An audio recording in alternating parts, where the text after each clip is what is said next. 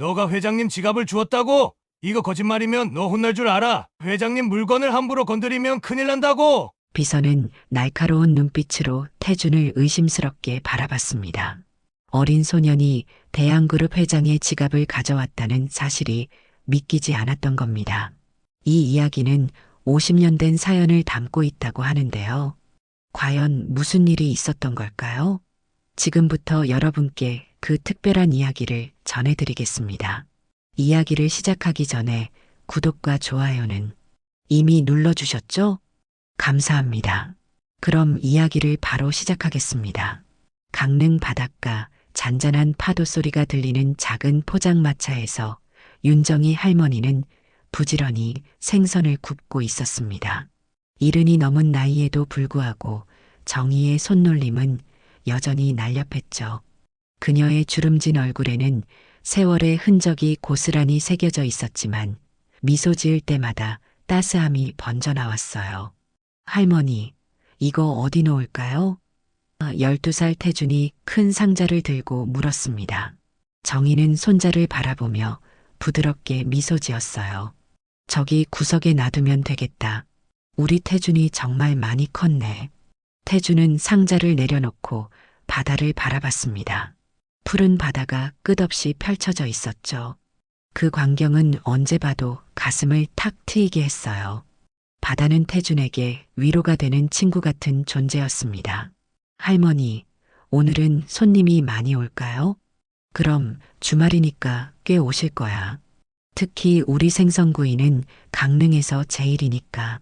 태준은 할머니가 자신을 키워주었지만 친손자가 아니라는 사실을 알고 있었어요. 그저 고아원에서 데려온 아이였죠. 하지만 정희는 단 한 번도 그를 남처럼 대한 적이 없었습니다. 항상 진짜 가족처럼, 아니 그보다 더 깊은 사랑으로 돌봐주셨어요. 태준아, 이제 곧 점심시간이니 내가 좋아하는 계란말이도 해줄게. 어때? 태준은 밝게 웃으며 고개를 끄덕였습니다. 네, 할머니가 해주시는 계란말이가 세상에서 제일 맛있어요. 정희는 태준의 머리를 쓰다듬었어요. 그녀의 손길에는 세상의 모든 따뜻함이 담겨 있는 것 같았죠. 돈이 많지는 않지만 우리 함께 있으면 그게 제일 행복한 거란다. 태준은 할머니의 말에 웃었지만 마음 한구석에는 작은 물음표가 있었어요. 그래도 가끔은 진짜 가족이 있었으면 좋겠어. 이런 생각이 스칠 때면 곧바로 죄책감이 밀려왔습니다. 할머니가 자신에게 온 마음을 다해 주셨는데 어떻게 더 바랄 수 있을까요? 하지만 아이의 마음은 때로 복잡했어요.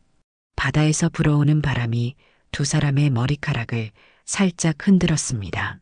태주는 할머니를 도와 테이블을 닦기 시작했어요. 그들의 작은 포장마차는 비록 화려하지 않았지만 따뜻한 정이 넘쳐났죠. 그리고 그것이야말로 이곳을 찾는 많은 손님들이 진정으로 원하는 것이었습니다. 강릉 해변가에서 조금 떨어진 고급 호텔 한방 강만수는 창가에 서서 바다를 바라보고 있었어요. 78배 나이에도 그의 뒷모습은 여전히 위엄이 넘쳤습니다. 창문 너머로 보이는 바다는 너무나 평화로웠죠. 하지만 그의 마음은 결코 평화롭지 않았습니다. 회장님, 이사회 회의 자료가 준비됐습니다. 비서가 조심스레 말을 걸었어요. 강만수는 고개만 살짝 끄덕였습니다. 그냥 두고 가게. 비서가 나간 후 강만수는 깊은 한숨을 내쉬었어요. 대양그룹의 회장으로서 그는 수십 년간 성공적인 사업가의 삶을 살아왔죠. 하지만 요즘 들어 모든 것이 무의미하게 느껴졌습니다. 그의 첫사랑이자 본처였던 여자는 오래전에 그의 곁을 떠났어요. 이유도 말없이 사라져버렸죠. 상처받은 강만수는 결국 다른 여자와 재혼했지만 그 결혼은 사랑보다는 의무에 가까웠습니다. 자식들은 있었지만 그들은 오직 재산에만 관심이 있었어요. 돈을 다 줘도 행복해지지 않는다면 나는 뭘 위해 살아온 걸까? 강만수는 창문에 비친 자신의 모습을 바라보며 중얼거렸습니다. 답답한 마음에 강만수는 호텔을 나와 바닷가를 거닐기로 했어요. 경호원들의 동행 제안을 거절한 채 오랜만에 혼자만의 시간을 갖고 싶었습니다. 바닷가 모래사장을 걸으며 그는 오래전 추억 속으로 빠져들었어요. 젊은 시절, 그는 지금처럼 부자가 아니었죠. 그저 꿈 많은 청년이었습니다. 그때 만났던 윤정이, 그녀의 웃음소리는 지금도 귓가에 생생했어요. 서로를 사랑했지만 어느 날 갑자기 정의가 사라졌습니다. 그 후로 그는 오직 성공만을 위해 달려왔어요. 인생이 이렇게 허무할 줄은 몰랐지. 강만수는 모래사장에 앉아 파도를 바라봤습니다. 멀리서 작은 포장마차가 보였어요. 그곳에서 활기차게 일하는 할머니와 소년의 모습이 눈에 들어왔죠.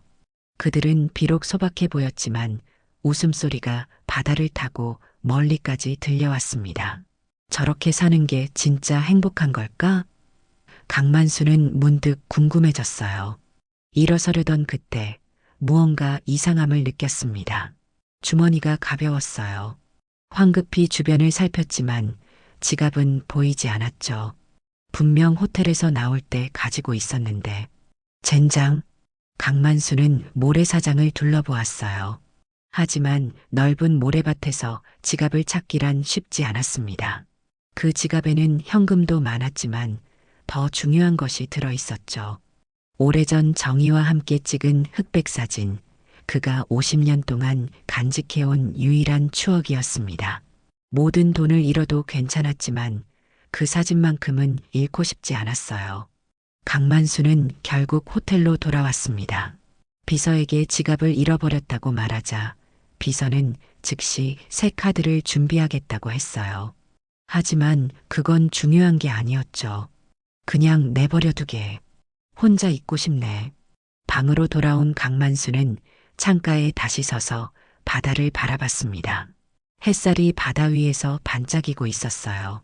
아름다운 광경이었지만 그의 마음은 더욱 공허해졌습니다. 모든 걸 다 가졌다고 생각했는데 결국 가장 소중한 것들은 이미 잃어버렸구나. 그때 호텔 전화벨이 울렸어요. 강만수는 천천히 전화를 들었습니다. 회장님, 이사회에서 긴급하게 연락이 왔습니다. 내일 서울로 돌아가셔야 할 것 같습니다. 강만수는 잠시 침묵했다가 대답했어요. 알았네. 전화를 끊은 그는 다시 창밖을 바라봤습니다. 잃어버린 지갑보다 잃어버린 시간과 기회가 더 아쉬웠어요.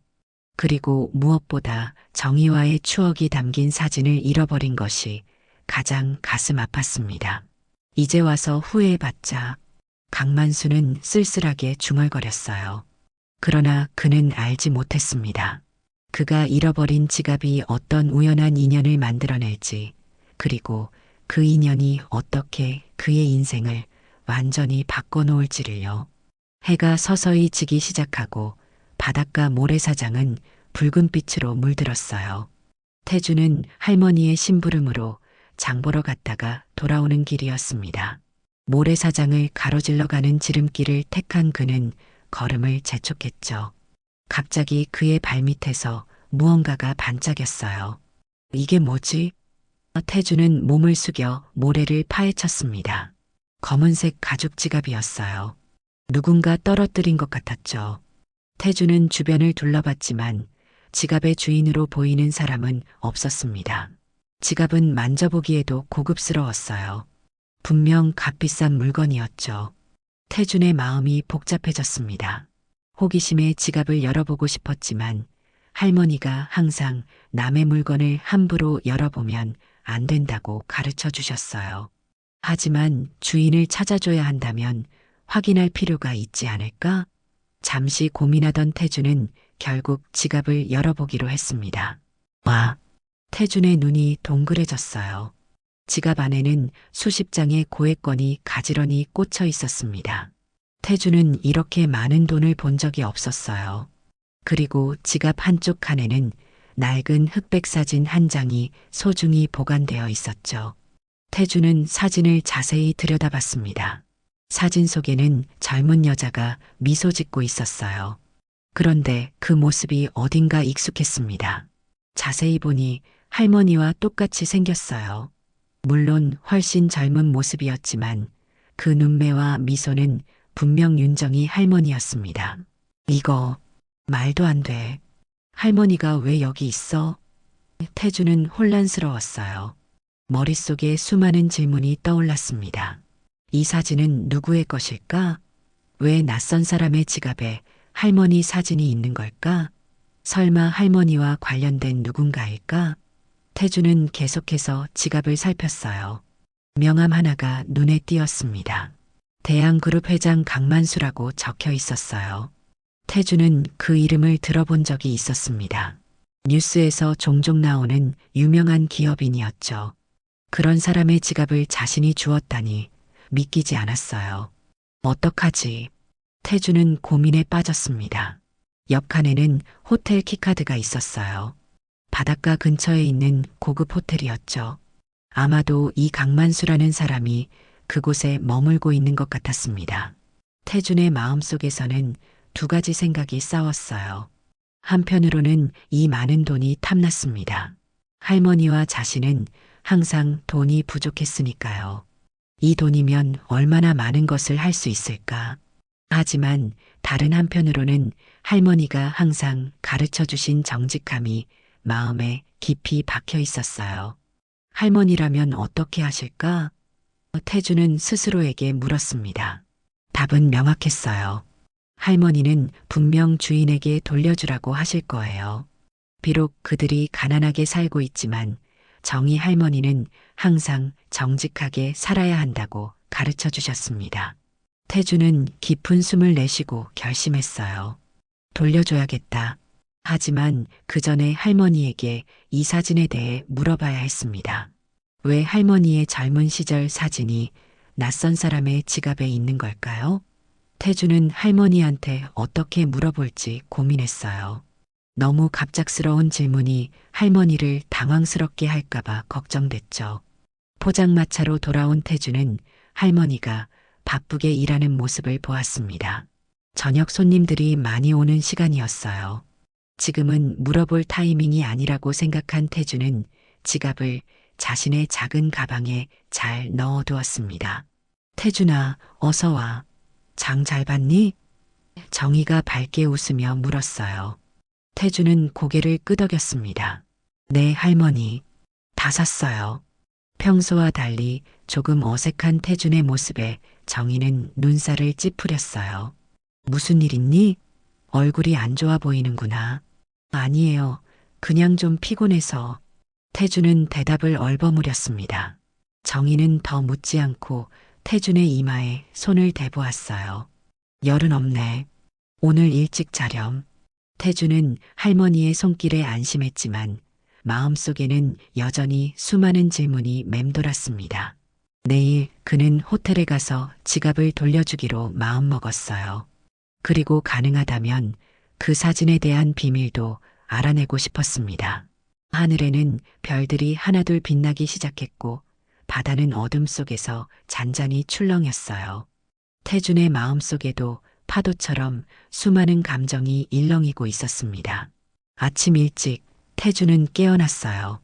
창문 너머로 비치는 햇살이 그의 작은 방을 환하게 밝혔습니다. 어젯밤에 발견한 지갑이 생각났죠. 그는 베개 밑에서 지갑을 꺼내 다시 한번 확인했어요. 분명 그 안에는 할머니의 젊은 시절 사진이 있었습니다. 왜 이 사람 지갑에 할머니 사진이 있는 걸까?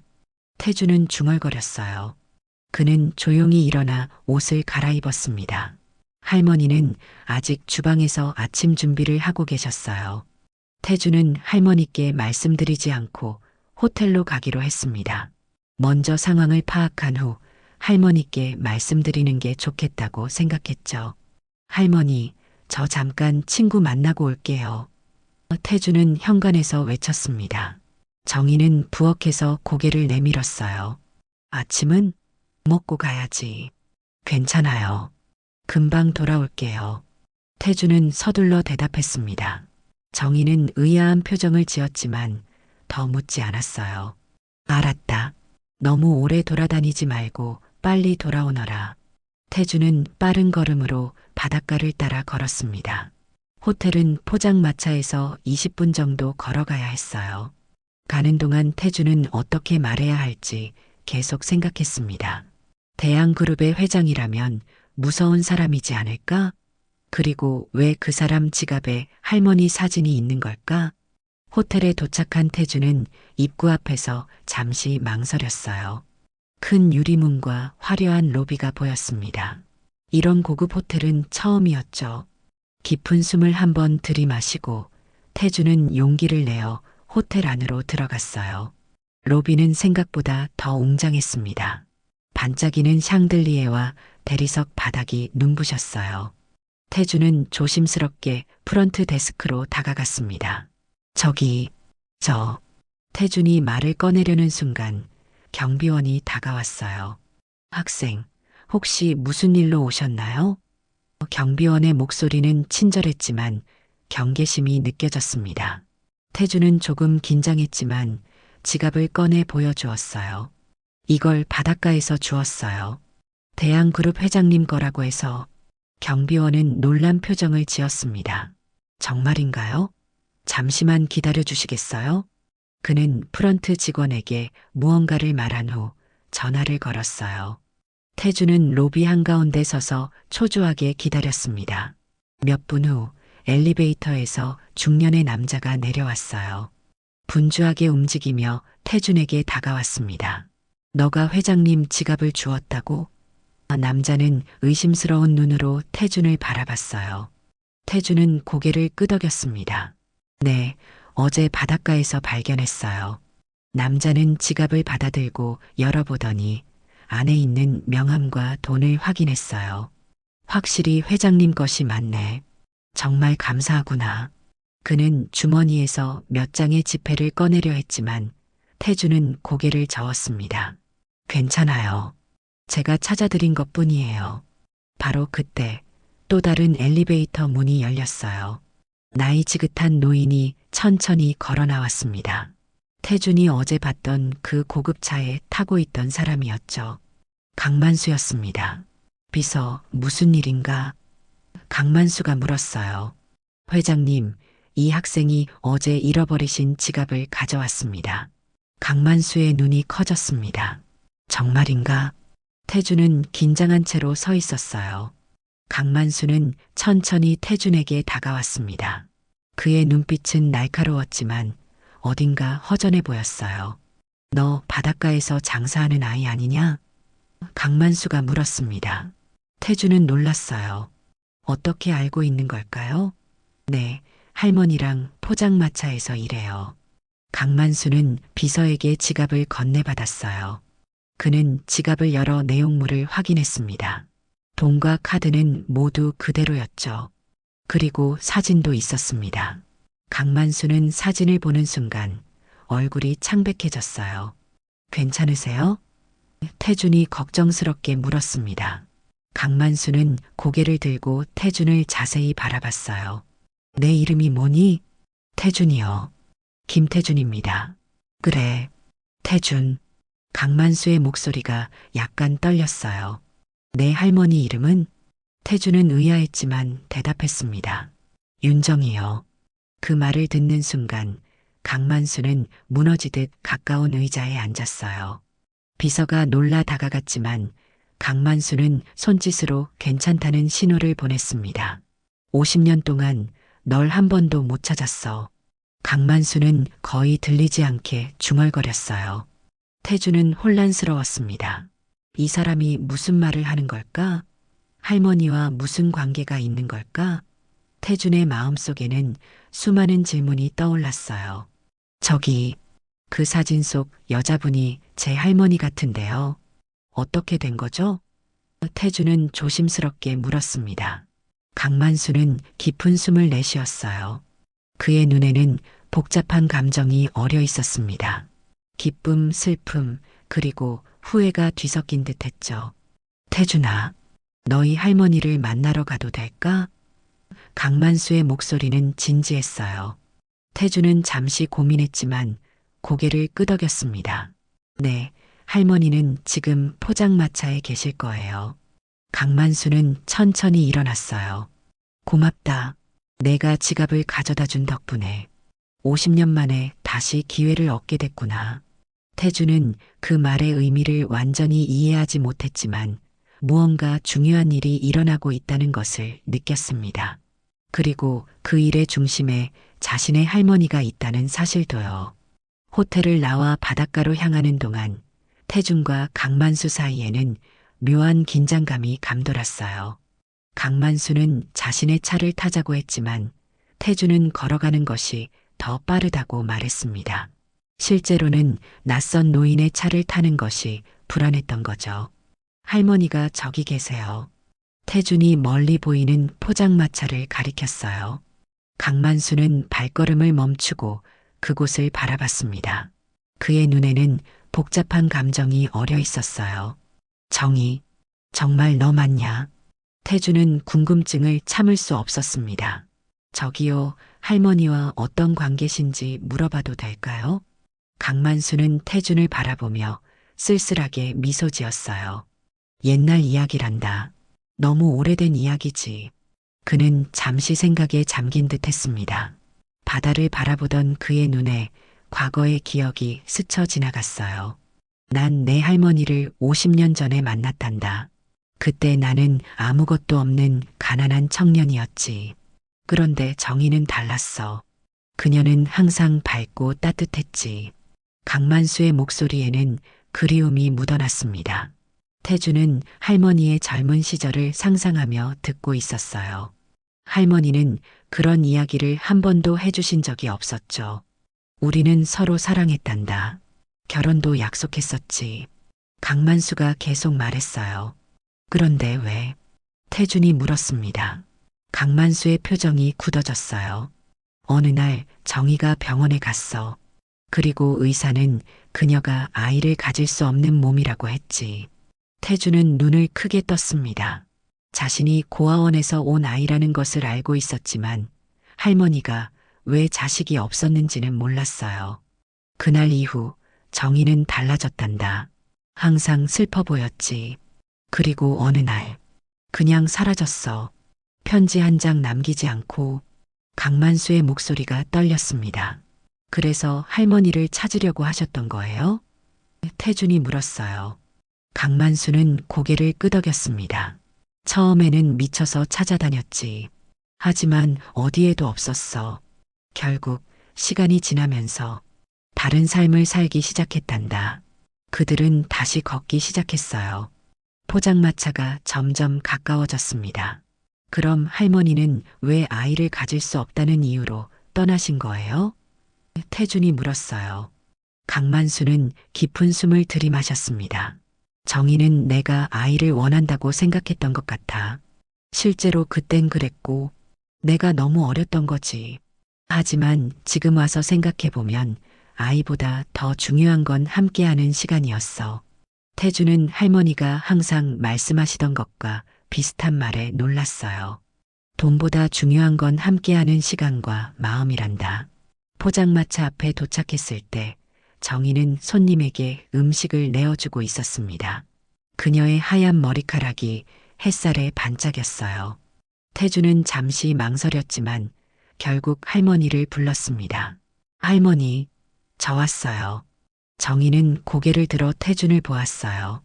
그리고 그 옆에 서 있는 남자를 발견했죠.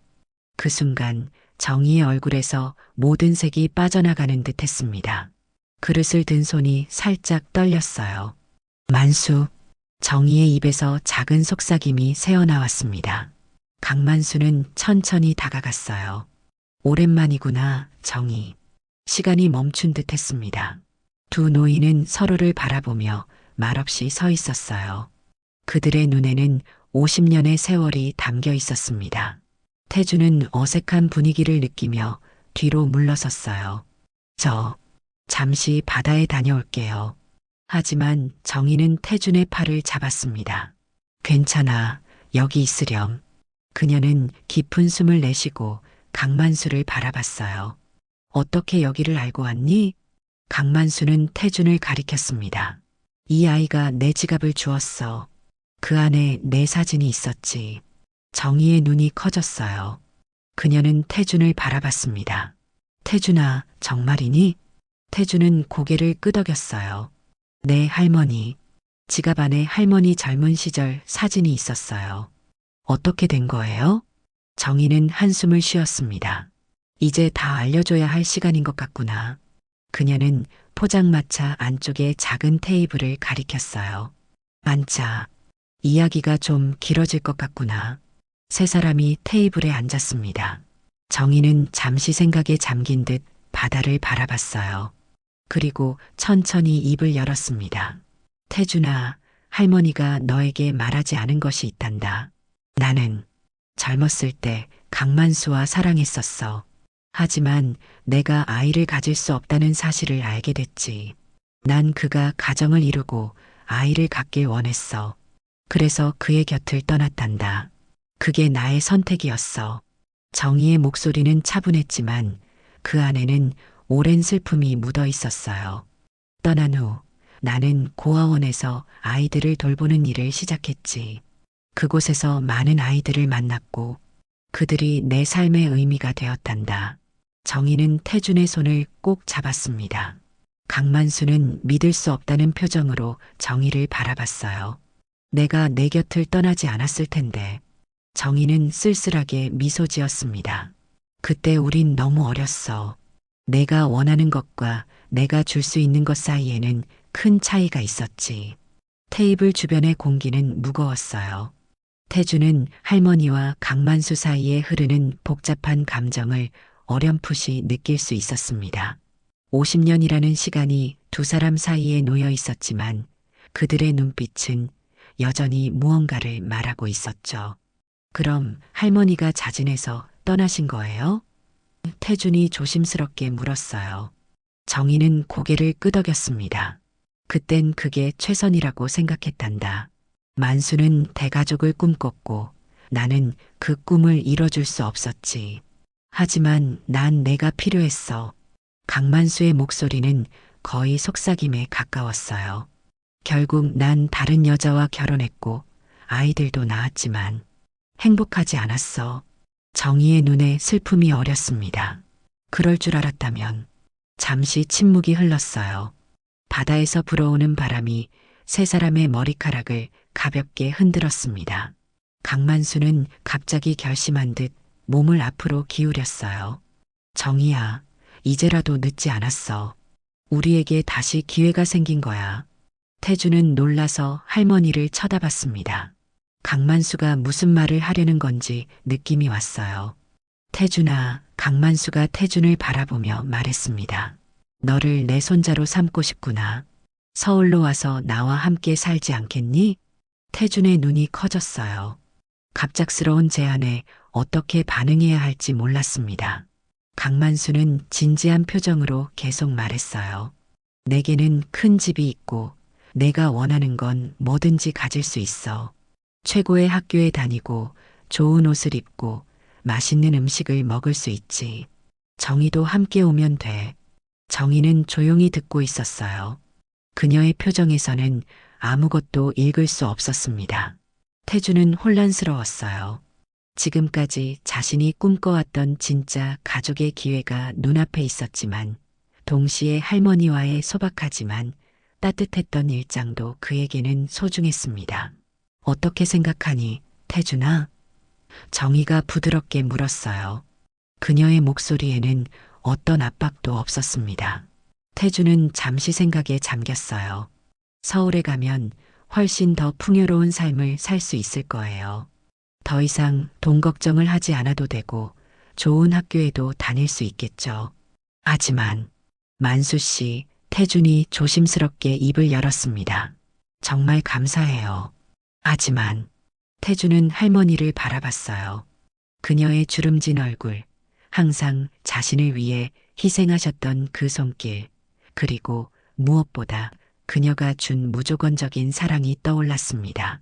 저는 여기가 좋아요. 태준의 목소리는 조용했지만 확신에 차 있었어요. 할머니가 날 키워줬어요. 난 이미 가족이 있어요. 강만수의 얼굴에 실망감이 스쳤지만 곧 이해의 표정으로 바뀌었습니다. 그럴 수도 있겠구나. 정희의 눈에는 자랑스러움이 어려 있었어요. 그녀는 아무 말도 하지 않았지만 그 눈빛만으로도 태준에 대한 사랑을 충분히 전달했습니다. 하지만 태준이 다시 말했어요. 가끔 우리를 방문해 주시면 좋겠어요. 할머니의 오랜 친구로서요. 강만수는 잠시 생각하더니 고개를 끄덕였습니다. 그러마. 정기적으로 찾아오마. 그는 창밖으로 바다를 바라봤어요. 파도가 끊임없이 밀려왔다, 물러갔다를 반복했습니다. 마치 인생처럼 때로는 다가오고 때로는 멀어지는 그런 모습이었죠. 정희야, 강만수가 다시 정희를 바라봤어요. 내가 떠난 후 내 인생은 공허했어. 성공했지만 행복하지는 않았지.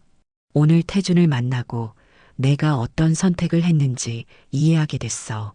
그는 처음으로 진심 어린 미소를 지었습니다. 내가 말한 게 이거였구나. 돈보다 소중한 것. 정희도 미소 지었어요. 오랜 세월의 무게가 그녀의 어깨에서 조금 가벼워진 것 같았습니다. 각자의 길을 선택한 거야. 후회하진 않아. 태주는 두 노인을 번갈아 바라봤어요. 그들의 대화에서 느껴지는 깊은 감정은 어린 태준이 완전히 이해하기는 어려웠지만 무언가 중요한 것을 배우고 있다는 느낌이 들었습니다. 할머니, 태준이 물었어요. 그럼 저는 계속 할머니랑 살아도 되는 거죠?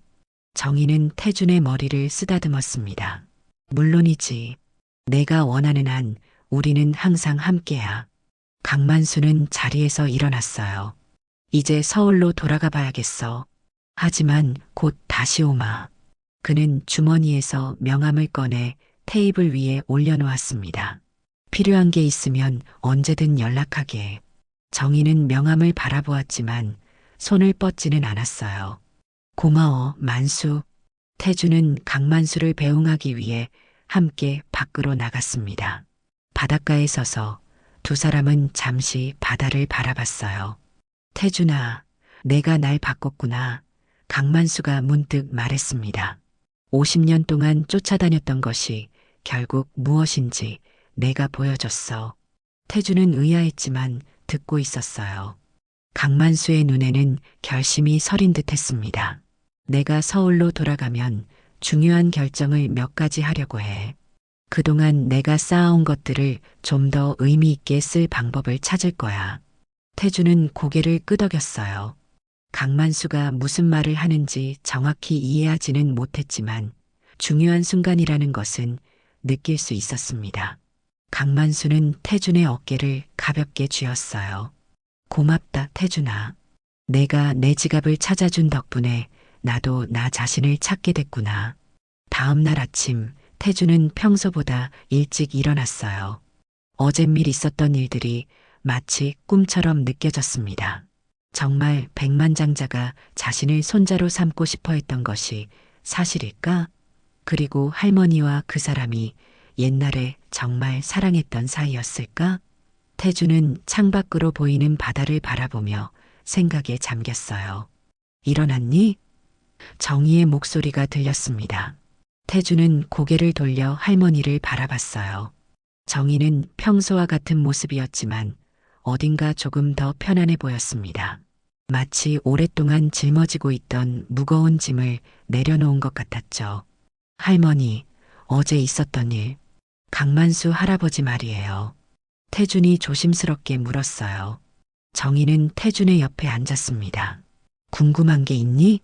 할머니가 정말 그분을 많이 사랑하셨어요? 태준의 솔직한 질문에 정희는 잠시 생각에 잠겼어요. 그랬단다. 우리는 서로 많이 사랑했지. 정희의 목소리는 차분했습니다. 하지만 사랑한다고 해서 모든 것이 완벽해지는 건 아니야. 때로는 사랑하는 사람을 위해 떠나는 것이 더 큰 사랑일 수도 있단다. 태주는 할머니의 말을 곱씹었어요. 어린 나이지만 그 말 속에 담긴 깊은 의미를 조금은 이해할 수 있었습니다. 그럼 할머니는 후회 안 해요? 강만수 할아버지랑 함께 살지 않은 거요. 태준이 물었어요. 정희는 미소 지었습니다. 삶에는 항상 만약에라는 질문이 따라다니지. 하지만 난 내 선택을 후회하지 않아. 그 선택 덕분에 고아원에서 많은 아이들을 만났고 무엇보다 너를 만났으니까. 태준의 마음이 따뜻해졌어요. 할머니의 말처럼 그들의 만남은 어쩌면 운명이었는지도 모릅니다. 포장마차 준비를 하던 중 갑자기 검은 차 한 대가 천천히 다가왔어요. 태준과 정희는 동시에 그쪽을 바라봤습니다. 차에서 내린 사람은 강만수였어요. 오늘도 오시네요. 태준이 말했습니다. 정희는 약간 긴장한 듯 했지만 침착하게 강만수를 맞이했어요. 다시 왔구나. 강만수는 천천히 포장마차로 다가왔습니다. 그의 모습은 어제와는 조금 달랐어요. 더 편안해 보였고 눈빛도 밝았습니다. 앉자. 정희가 테이블을 가리켰어요. 세 사람이 자리에 앉자 강만수가 먼저 입을 열었습니다. 어젯밤 많은 생각을 했어. 50년간 이루고자 했던 것들, 그리고 정작 놓쳐버린 것들에 대해서. 그는 잠시 바다를 바라보더니 다시 정희를 향해 말을 이었어요. 내가 가장 후회하는 건 내가 떠났을 때 더 적극적으로 찾지 않았다는 거야. 내 자존심 때문에. 그리고 결국 너무 늦어버렸지. 정희는 조용히 듣고 있었습니다. 그녀의 눈에는 오래된 기억들이 스쳐 지나가는 듯 했어요. 당신이 여길 올 줄은 몰랐어요. 정희가 담담하게 말했습니다. 강만수는 쓸쓸하게 웃었어요. 나도 몰랐지. 하지만 이 바닷가에 와서 지갑을 잃어버리고 태준이 그걸 주어서 이 모든 게 우연일까? 태준은 두 노인의 대화를 조용히 듣고 있었어요. 그들 사이에는 태준이 미처 이해하지 못하는 오랜 세월의 이야기가 있었습니다. 정희야, 이제라도 우리가 함께할 수 있을까? 강만수의 목소리에는 간절함이 묻어 있었어요. 정희는 잠시 생각하더니 미소를 지었습니다. 만수야, 난 이미 가족을 찾았어요. 태준이요. 그녀의 말에 태준은 가슴이 따뜻해지는 것을 느꼈어요. 할머니에게 자신은 그저 고아원에서 데려온 아이가 아니라 진정한 가족이었던 거죠. 이해해 강만수가 고개를 끄덕였습니다. 하지만 적어도 친구로서라도 계속 만날 수 있었으면 해. 정희는 미소 지었어요. 그럴 수 있겠네요. 대화가 끝나갈 무렵 강만수는 가방에서 서류 봉투를 꺼냈습니다. 내가 어젯밤에 결정한 것이 있어. 그는 봉투를 테이블 위에 올려놓았어요. 내 회사의 70%를 고아원 및 아이들을 위한 재단으로 기부하기로 했어. 내 아이들은 반대하겠지만 이게 내 진정한 바람이야. 정희와 태준은 놀라서 서로를 바라봤어요. 그것은 엄청난 결정이었습니다. 왜 그런 결정을 한 거예요? 태준이 물었습니다. 강만수는 진지한 표정으로 대답했어요. 내가 보여준 선택 때문이야. 넌 물질적인 것보다 진정한 가치를 선택했지. 그게 나에게 큰 깨달음을 줬어. 정희의 눈에는 감동의 빛이 어렸습니다. 만수야, 내 인생에서 늦게나마 의미 있는 일을 하고 싶어. 내가 떠난 후에도 내 이름이 좋은 일로 남았으면 해. 강만수의 목소리에는 결연함이 묻어났어요. 세 사람은 바다를 바라보며 잠시 침묵했습니다. 파도는 끊임없이 밀려왔다, 물러갔다를 반복했어요. 마치 인생처럼 때로는 기회가 오고 때로는 그 기회가 지나가는 것처럼 말이죠. 태준은 문득 자신의 행동이 이런 큰 변화를 가져올 줄은 몰랐다고 생각했어요. 지갑을 주인에게 돌려주겠다는 작은 결정이 이렇게 큰 파문을 일으킬 줄이요. 태준아, 강만수가 태준을 바라봤습니다. 넌 특별한 아이야. 내 할머니가 널 자랑스러워하실 만해. 태준은 쑥스러워하며 고개를 숙였어요. 하지만 마음속으로는 기뻤습니다. 자신이 단지 고아가 아니라 소중한 존재라는 것을 다시 한번 느꼈으니까요. 정희는 태준의 어깨를 감싸 안았습니다.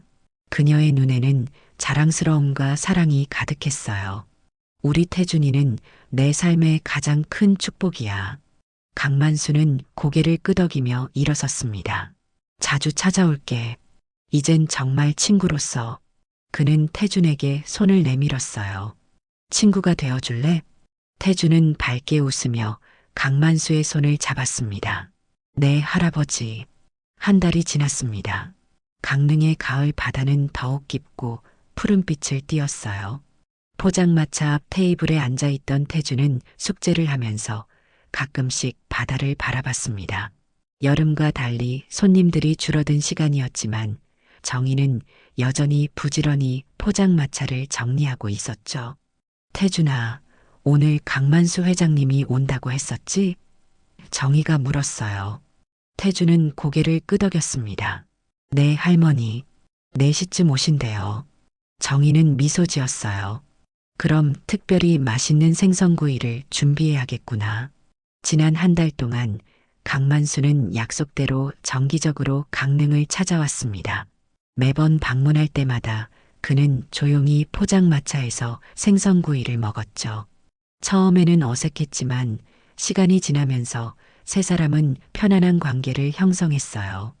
태준이 숙제를 마무리하고 있을 때 익숙한 검은색 차가 천천히 다가왔습니다. 하지만 이번에는 차에서 강만수만 내린 것이 아니라 몇 명의 사람들도 함께 내렸어요. 저게 누구지? 태준이 궁금해하며 물었습니다.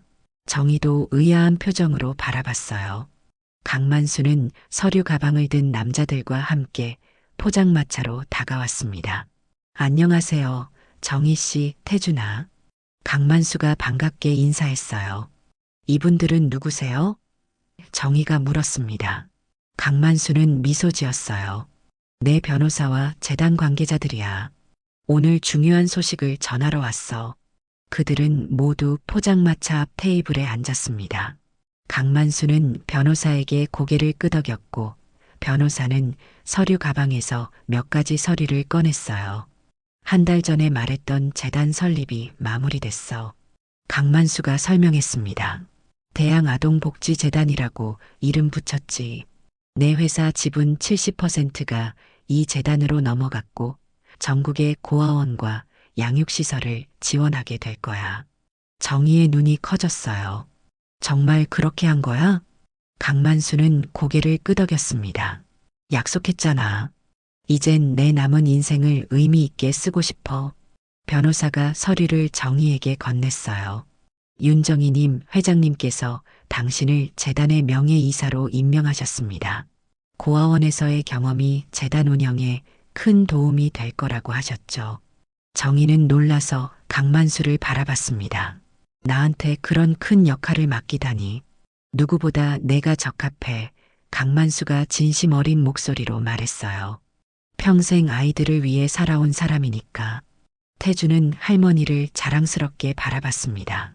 그동안 할머니가 얼마나 많은 아이들에게 사랑을 나눠주었는지, 그리고 그것이 얼마나 값진 일이었는지 새삼 깨달았어요.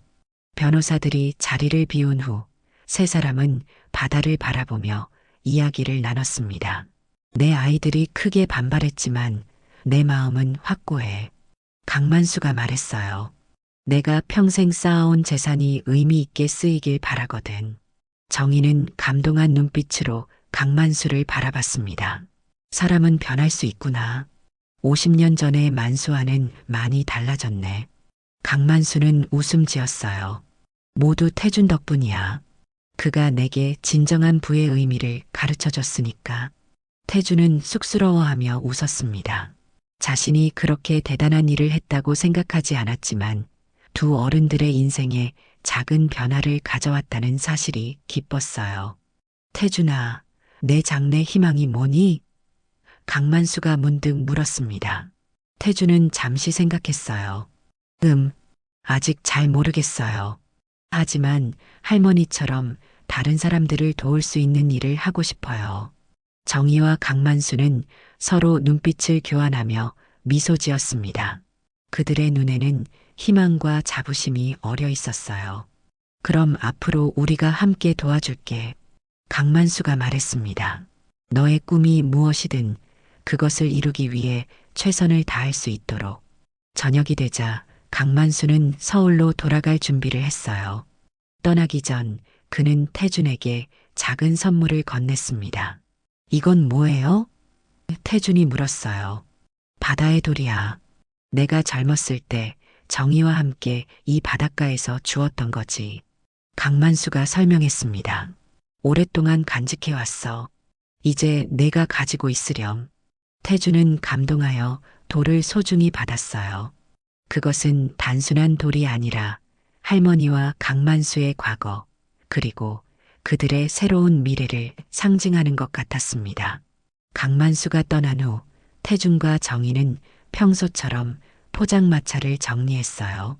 해가 서서히 바다 너머로 지고 있었습니다. 할머니, 태준이 바다를 바라보며 말했어요. 이제 알겠어요. 진짜 가족이 뭔지. 정희는 태준의 어깨를 감싸 안았습니다. 그게 뭐니?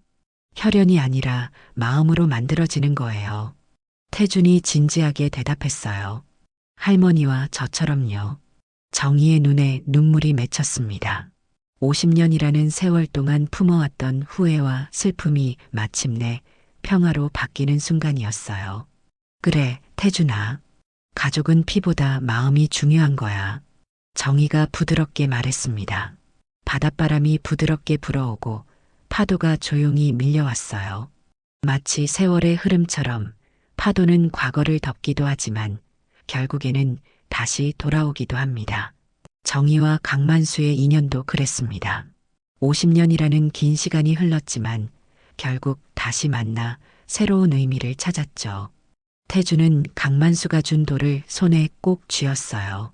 그것은 이제 그의 소중한 보물이 되었습니다. 할머니의 과거와 현재, 그리고 자신의 미래를 연결해주는 징표처럼 말이죠.